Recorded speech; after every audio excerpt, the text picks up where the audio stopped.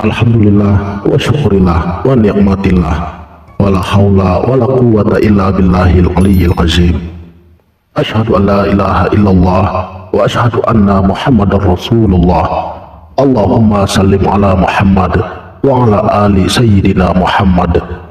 Hasbi rabbi jalallah wa fi qalbi ghairullah. Nur Muhammad sallallahu la ilaha illallah. Amma. Dalam peribahasa dikatakan, tak jumpa maka tak kenal, tak kenal maka tak cinta, tak cinta maka tak iman, dan cinta hanya kepada Allah semata. Cinta kasih adalah rahasia Allah. Kata Rasulullah, Allah Subhanahu wa Ta'ala menciptakan Adam alaihi salam dalam bayangan Rahman-Nya. Bagaimana caranya kita mengenal Allah? Di mana dan kemana kita harus mencari Allah? Apakah untuk dapat mengenal Allah, kita harus pergi ke Mekah? Apakah sedemikian jauhnya Allah itu berada? Tidak ada satu ayat pun yang mengatakan bahwa Allah itu ada di Mekah. Mari kita perhatikan firman-firman Allah. Katakanlah bahwa aku dekat. Al-Baqarah 186. Aku lebih dekat daripada urat lehermu. Surat Qaf ayat 16. Dan juga dalam surat Al-Fussilat ayat 53. Akan kami perlihatkan kepada mereka tanda-tanda kami di segenap penjuru dan pada diri mereka. Dan pada ayat 54, Zat Allah meliputi segala sesuatu. Masih banyak lagi ayat-ayat lainnya.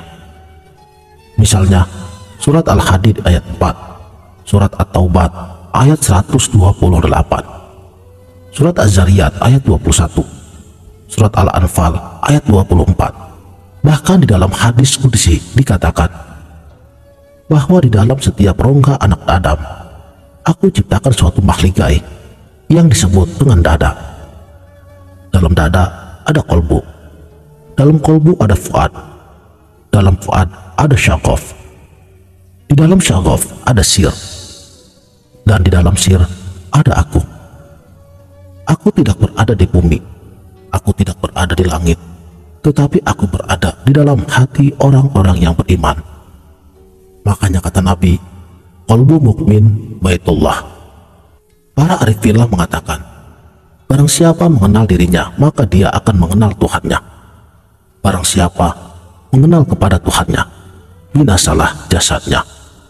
Dan barang siapa yang mencari Tuhan keluar dari dirinya sendiri, maka dia akan tersesat semakin jauh. Dan pada kenyataannya, memang benar bahwa untuk mencari dan juga mengenal Allah bukanlah perjalanan yang keluar daripada diri kita sendiri, tetapi perjalanan untuk dapat mengenal Allah ialah dari alam lahiriah kepada alam batiniah. Firman Allah di dalam surat Al-Baqarah ayat 97, dialah Jibril yang telah menurunkan Al-Quran ke dalam kolbumu atas izin Allah. Dan juga dalam surat Al-Ankabut ayat 49. Al-Quran ini adalah ayat-ayat yang nyata di dalam hati orang-orang yang diberi ilmu, dan hanya orang-orang durjana yang mengingkari ayat-ayat kami. Sesungguhnya Al-Quran yang mulia berada pada kitab yang terpelihara dan tidak tersentuh kecuali oleh mereka yang disucikan. Surat Al-Waqiah ayat 77 sampai 78.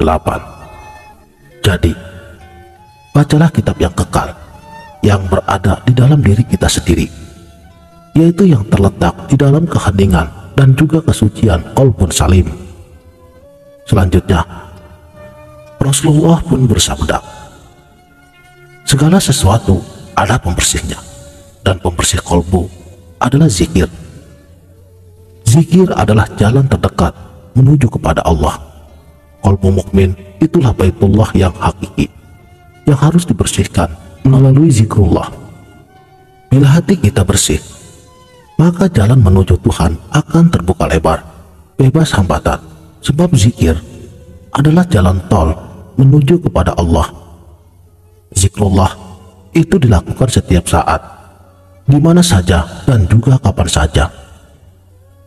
Zikir itulah sholat yang kekal. Zikir itulah sholatnya batin. Allah adalah Al-Batin. Rumahnya dan juga kitabnya ada di dalam batin. Kata Rasulullah, kita harus bisa mati sebelum mati. Anta mautu qabla mautu. Agar kesadaran ruh diri kita itu bangkit, agar dapat kembali berkomunikasi dengan Allah. Karena jasmani tidak bisa berkomunikasi dengan Allah. Saudaraku sang sejati, Jalaluddin Rumi, beliau pernah berkata, aku menatap hatiku sendiri. Di sanalah aku lihat dia. Dia tidak berada di tempat yang lain. Barang siapa mencari Tuhan keluar dari dirinya sendiri, maka dia akan tersesat. Dengan hati yang bersih, tulus dan ikhlas, untuk mendapatkan keridhaan Allah, dari Allah kembali kepada Allah sang pencipta segalanya, tidak mengharap kembali kepada makhluk ciptaannya yang disebut dengan surga. Zat Allah berada di dalam diri setiap manusia. Zat Allah bisa berada di dalam semua makhluk ciptaannya. Misalnya, di dalam bunga yang berwarna-warni. Zat ilahiyah menjadi tersembunyi di dalam semua makhluk ciptaannya. Seperti halnya biji gandum. Setelah dia menjadi roti, biji gandumnya tidak nampak lagi. Namun, zat gandumnya tetap ada, tersembunyi di dalam roti. Itulah mengapa setiap obat dapat menyembuhkan berbagai macam penyakit, sedangkan yang maha menyembuhkan itu hanya Allah. Di sisi lain, zat Allah meliputi segala sesuatu. Berarti alam semesta, termasuk planet bumi ini, berada di dalam jubah Allah. Kita semuanya tenggelam atau baqo di dalam Tuhan yang maha meliputi. Kemudian, apakah kita bisa bertatap muka secara langsung dengan Allah? Mari kita lihat surat Al-Baqarah ayat 1. Alif, Lam, Mim. Mengapa ayat ini tidak dibaca Alam atau Alim? Hanya Allah yang mengetahui artinya. Yang mengetahui Allah hanya Allah. Huruf Alif adalah milik Allah. Lam untuk Rasulullah, utusan Allah. Dan Mim untuk Muhammad sebagai insan atau manusia. Antara Alif dan Mim ada Lam. Antara Allah dan manusia ada apa? Ada sir. Kesadaran yang paling dalam, penghubung antara rasa Adam dan juga rasa ketuhanan. Sir dalam hal ini bisa berperan sebagai utusan, sebagai pembawa berita, sebagai naluri, sebagai generator, dan bisa juga sebagai mikroprosesor, penerima atau pengolah data. Tidak ada seorang pun yang dapat bercakap-cakap dengan Allah kecuali dengan wahyu atau dari belakang tabir, atau dengan mengirimkan utusannya dengan seizinnya. Surat Asy-Syura ayat 51. Mulai hari ini aku buka tabir yang menutupi matamu, maka pandangan matamu akan menjadi tajam. Surat Qaf ayat 22. Dan Tuhan menempatkan diri antara manusia dengan kolbunya. Al-Anfal ayat 24. Kolbu merupakan titik terendah dari sumbu komunikasi vertikal kepada Allah. Tabir akan menjadi transparan dan akan menjadi kabel penghubung untuk dapat berkomunikasi dengan Allah. Manakala kita tidak ragu-ragu akan kebenaran Al-Quran, di mana kolbu merupakan pintu masuk ke alam gaib. Komunikasi dengan Allah hanya bisa melalui zikir kolbu. Inilah kitab yang tiada diragukan lagi, suatu petunjuk bagi mereka yang bertakwa, yaitu mereka yang beriman kepada yang gaib. Al-Baqarah ayat 2-3.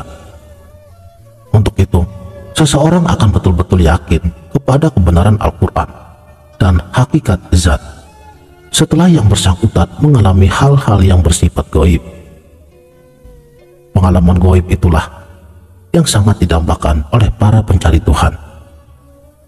Pengalaman gaib itulah yang disebut ilmu ilhamiah atau ilmu laduni, yang lebih dipercayai oleh mereka para sufi daripada ilmu akal. Sebab petunjuk Allah itu langsung ke hati. Lam ya'zuk, lam ya'rif. Siapa yang tidak merasa, dia tidak akan tahu. Firman Allah, barang siapa yang hatinya dibuka oleh Allah kepada Islam, maka dia itu mendapat cahaya dari Tuhannya. Surat Az-Zumar ayat 22. Menurut Imam Al-Ghazali, zat Allah itu sangat terang benderang, sehingga hanya bisa ditangkap oleh mata hati. Cahaya di atas cahaya, dan Allah tidak tercapai oleh penglihatan mata. Al-An'am 103. Yang pertama-tama aku berikan kepada mereka yang beriman adalah nurku yang aku taruh di hati mereka. Dengan demikian, adalah sangat terlarang untuk menyingkap tabir rahasia Allah. Kita tidak boleh melewati batas-batas yang telah ditetapkan Allah. Rasulullah pun beliau bersabda, Allah mempunyai 70 hijab cahaya dan juga kegelapan. Seandainya dia menyibarkan hijab-hijab itu, maka keagungan wajahnya akan membakar segala apa yang dilihat oleh makhluknya. Jadi, berpikirlah tentang makhluk Allah. Jangan berpikir tentang zat penciptanya. Aku tidak mengenal Allah kecuali sampai sebatas pengetahuan yang telah Allah berikan kepadaku. Bila ingin berjumpa dengan Tuhan, hancur luluhkan diri kita sendiri, keakuan kita sendiri, ego kita sendiri. Tutup mata dan telinga kita. Tutup semua ilmu dan juga teori tentang zat ilahiyah. Kosongkanlah hati dan pikiran kita daripada segala sesuatu yang selain Allah. Insya Allah, keakuan Tuhan, roh Tuhan di dalam diri kita masing-masing akan muncul memperlihatkan jamalnya. Aku dan aku, syuhudul wahdah fil wahdah. Sekianlah, mudah-mudahan video ini dapat bermanfaat. Wabillahi taufiq wal hidayah. Wassalamualaikum warahmatullahi wabarakatuh.